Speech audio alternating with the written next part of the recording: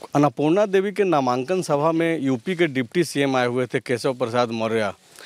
वो बोले मंच से कि माले उले कौन है, हमको तो मालूम भी नहीं है और मालूम भी नहीं करना है। तो क्या वाकई में ग्राउंड पे माले है नहीं है? जय श्री राम के नारों में आप जो सवाल उठा रहे हैं, क्या वो सवाल कहीं टिक पाएगा? उसके जो प्रतिद्वंदी हैं, जहां से आप विधायक चुन करके आते हैं, बगोदर नगेंद्र महतो उस दिन नामांकन सभा के दौरान ही जो है भाषण दे रहे थे।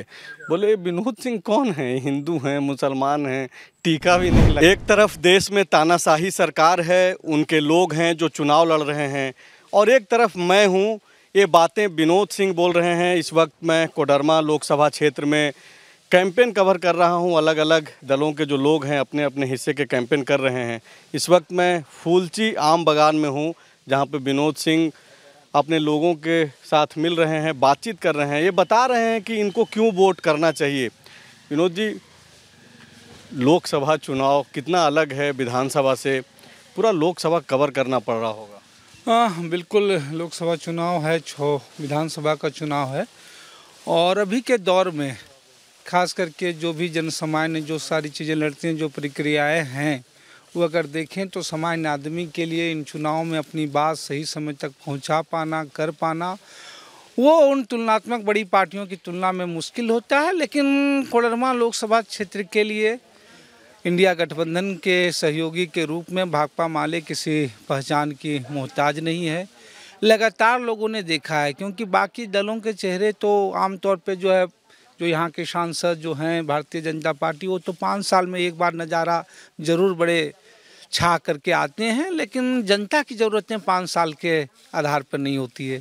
तब जाड़ा हो, गर्मी हो, बरसात हो, उनकी घटना हो, दुर्घटना हो, परेशानियां हो, हर छोटी ज़रूरतों में हम लोगों के साथियों को वो साथ खड़े हुए देखते हैं। तो इसलिए हर वो शख्स, हर वो नौजवान भाकपा माले को जो आज इंडिया गठबंधन के साथ चुनाव लड़ रहा है, वो जानता है। आपकी जो लड़ाई है वो सीधा मुकाबला में अन्नपूर्णा देवी हैं, बीजेपी की कैंडिडेट हैं, निवर्तमान सरकार में मंत्री भी हैं। एक तीसरे व्यक्ति हैं जेपी वर्मा, जो आप ही से अलग होकर के, जेएमएम से अलग होकर के चुनाव लड़ रहे हैं। अन्नपूर्णा देवी के नामांकन सभा में यूपी के डिप्टी सीएम आए हुए थे केशव प्रसाद मौर्य। वो बोले मंच से कि माले उले कौन है, हमको तो मालूम भी नहीं है और मालूम भी नहीं करना है। तो क्या वाकई में ग्राउंड पे माले है नहीं है? विनोद सिंह कितना ले जा पा रहे हैं? सही बात है, तो इसीलिए तो हम कह रहे हैं, अगर कोई माले फैक्टर नहीं है, इंडिया गठबंधन कोई फैक्टर नहीं है, तो उनको मंच से बोलने की कोई ज़रूरत ही नहीं थी।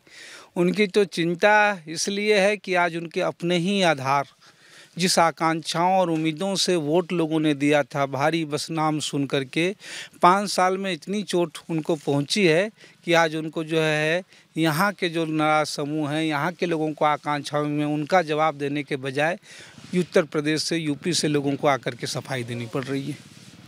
आप जो सवाल जो उठा रहे हैं, 2014 में ये वादे किए गए थे बीजेपी के तरफ से, जब नरेंद्र मोदी प्रधानमंत्री के उम्मीदवार के तौर पे थे। 15 लाख का वादा हो या फिर महंगाई को लेकर के जो कमिटमेंट था उनका। लेकिन इन सारे सवालों को 2019 में भी ले जाया गया जनता के सामने, जनता सुनी नहीं। 19 में भी मोदी जी आ गए। 19 के बाद थोड़ा फर्क है। ये सब सवाल तो थे महंगाई, बेरोजगारी के, लेकिन 2019 के बाद ये कोविड, कोरोना, लॉकडाउन ने खास करके प्रवासी मजदूरों की समस्या को बहुत स्पष्ट रूप से दिखाया। और झारखंड में लोगों ने देखा कि झारखंड के वैसे इलाके, झारखंड की पहचान जो औद्योगिक राज्य के रूप में भले ही होती हो, लेकिन गिरिडीह हो, कोडरमा हो, आज इन इलाकों में अगर ग्रामीण अर्थव्यवस्था चल रही है तो मजदूरों के भरोसे। और ये चीज़ फिनोमिना देखा, और इसलिए हर सरकारों को सोचना पड़ रहा है। और इस मामले में पिछले दिनों पूरे देश भर में कुछ बेहतर हुई तो वो हेमंत सोरेन की सरकार है। लेकिन दिल्ली की सरकार, मोदी की सरकार, इन तमाम जो पलायित मजदूर हैं उनके दुखों को बढ़ाने के अलावा उनके लिए कोई प्लानिंग और कोई योजना और ये चीज़ें नहीं है। और ये लोगों ने देखा है, और इन 5 सालों में तो और भी देखा है कि उनकी, छोड़ दीजिए, आप इस बात को छोड़ दीजिए कि रोज़गार न दें, लेकिन जो लोग सम्मानजनक रोज़गार के लिए बाहर जा रहे हैं वो एक सम्मान के हकदार हैं। वो घटना दुर्घटना लोग हैं, समय पे आने के हकदार हैं। हाँ, आपको इतनी चिंता है कि एक गाड़ी में अगर 10 ठो गाय जा रही है तो वो पशु क्रूरता हो गया, लेकिन हमारे बच्चे, हमारे भाई बाथरूम में, टॉयलेट में, वो बम्बई हो, सूरत हो, यहाँ तक कि जमुआ के इलाके से लोग जो इस गर्मी में जो है सूरत तक जो है बसों से लद करके जाते हैं, उनकी चिंता, उनकी परेशानियां उनको नहीं परेशान करती। ये अच्छी बात है, आप उन चीज़ों को छू रहे हैं जो आम लोगों से जुड़ा हुआ है। लेकिन जो कैंपेन जो कवर हम लोग भी कर रहे हैं, आम लोग ही इस तरीके से बँट गए हैं जाति, धर्म, इन सब नारों में, कि क्या वाक़ई में विनोद सिंह को लगता है कि ये सब मुद्दे बन पाएँगे चुनावी मुद्दा तब, जबकि जय श्री राम का नारा गूंज रहा है? तो जय श्री राम के नारों में आप जो सवाल उठा रहे हैं, क्या वो सवाल कहीं टिक पाएगा? उस आईने में भी देखें, जो लोग जानते हैं विनोद सिंह को या पिछले देखों में देखें कि भाई अयोध्या काशी तो साल भर में एक बार की बात है। भारतीय जनता पार्टी के शासनकाल के यहाँ भी मैं कह रहा हूँ, लोगों की आस्थाएं अपनी जगह है, लोगों के अपनी धार्मिक विश्वास हैं, लेकिन जहाँ नागरिक कोई जाते हैं उनकी जो सुविधाओं के मामले में है तो भाजपा की सरकार फिसड्डी साबित हुई है। बल्कि अगर यह हाल के दिनों में पूछें गिरिडीह में, तो सबसे ज़्यादा उन तमाम सामाजिक समूहों को, चाहे वो मज़ार हों, चाहे वो मंदिर हों, चाहे शादी ब्याह हों, सबसे ज़्यादा गिरिडीह में पर्यटन स्थल का दर्जा दे करके उन जगहों को विकसित करने का काम किया है। वहाँ तब ये जो लोग धर्म के आधार पर, जो आस्था के आधार पर लोग मानते हैं, वहाँ भी नागरिक सुविधाओं के लिए उनकी कोई प्राथमिकता नहीं है। आपके जो प्रतिद्वंदी हैं, जहाँ से आप विधायक चुन करके आते हैं, बगोदर नगेंद्र महतो, उस दिन नामांकन सभा के दौरान ही जो है भाषण दे रहे थे। बोले विनोद सिंह कौन हैं, हिंदू हैं, मुसलमान हैं, टीका भी नहीं लगाते हैं।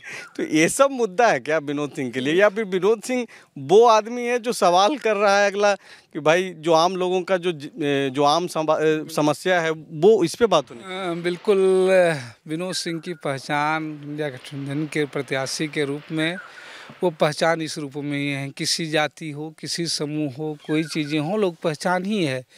हमने तो स्पष्ट ही कहा कि हो सकता है आपके उत्सवों में मैं कोई शामिल हो ना पाऊँ, हो सकता है आपकी शादियाँ छूट जाएगी, लेकिन आपकी परेशानियों में अगर कोई कंधा नज़र आएगा तो वो भाकपा माले के रूप में, इंडिया गठबंधन के प्रत्याशी के रूप में नज़र आएगा। और ये तो उन्हें उन लोगों से पूछना चाहिए, उन्हें इस देश के बारे में, इस देश की परंपरा के बारे में भी, लोकाचार रीतियों के बारे में भी ज्ञान नहीं है कि कितनी विविधता भरा देश है। और इन प्रतीकों की बात है तो उन्हें तो अपने ही प्रधानमंत्री से इस बात को पूछना चाहिए कि अलग इसी देश में अलग अलग समूहों के अलग अलग लोग जो हैं, जहाँ 10 कोस में भाषा बदल जाता है, पानी बदल जाता है, अलग अलग रिवाज होते हैं, लेकिन जाहिर सी बात है हमने उस पर भी और लोग जानते हैं। और ये आज कोई पहली बार नहीं है। जिस सज्जन ने कहा वो पहले चुनाव से भी, पहली चुनाव ही जिन परिस्थितियों में लड़े थे कॉमरेड महेंद्र सिंह की हत्या बाद से, वो तब से बस एक ही रट लगाए हुए हैं।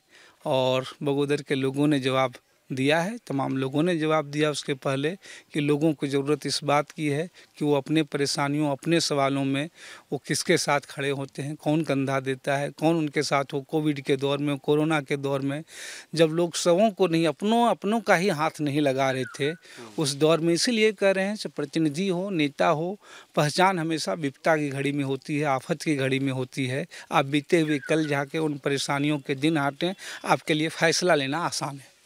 एक सवाल ये है विनोद जी कि विधानसभा चुनाव के बाद, अब जैसा कि शुरुआत में भी इंटरव्यू में मैंने सवाल किया आपसे, लोकसभा का दायरा बड़ा है। एक जो बड़ी समस्या है आपके लिए, आपकी पार्टी के लिए, कि आम लोगों तक पहुंचना, सवाल उनके हैं ठीक है, लेकिन पहुंचना, जो आर्थिक जो एक योगदान, जो पैसा का जो ज़रूरत पड़ता है, वो भी आप उससे कमी से जूझ रहे हैं, क्योंकि आपकी पार्टी से संबंधित कई सारी चीज़ें आती रहती है, सहयोग मांग रहे हैं। तो और जो बाकी के जो गठबंधन के साथी हैं, वो लोग सहयोग कर रहे हैं आपको? बिल्कुल, तमाम लोग लग रहे हैं और हमने कहा ही, लोगों की अपील से, लोगों के सहयोग से लड़ाई लड़ी है। और विधानसभा ही बिल्कुल एक विधानसभा के प्रतिनिधि रूप में रहे हैं।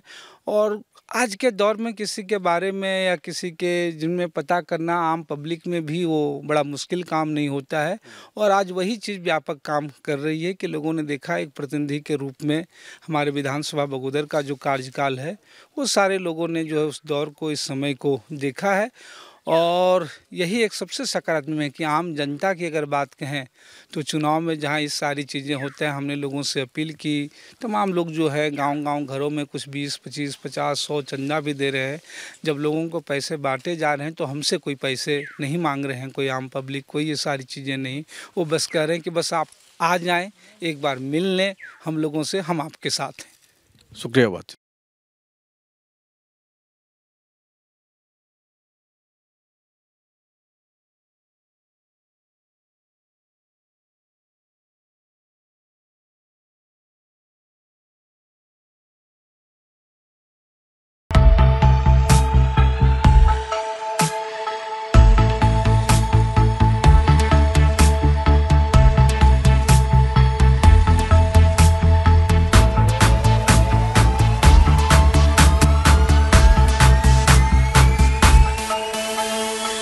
बायोम मेडिकल प्रिपरेशन का एकमात्र संस्थान, जहां है complete digital classrooms, individual doubt counters, video lectures, student tracking system, library facility, 100% result oriented rankers batch, study package and class notes in PDF।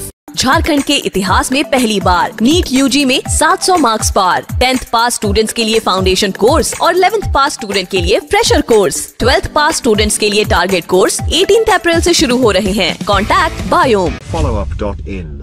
Like, share and subscribe. www.thefollowup.in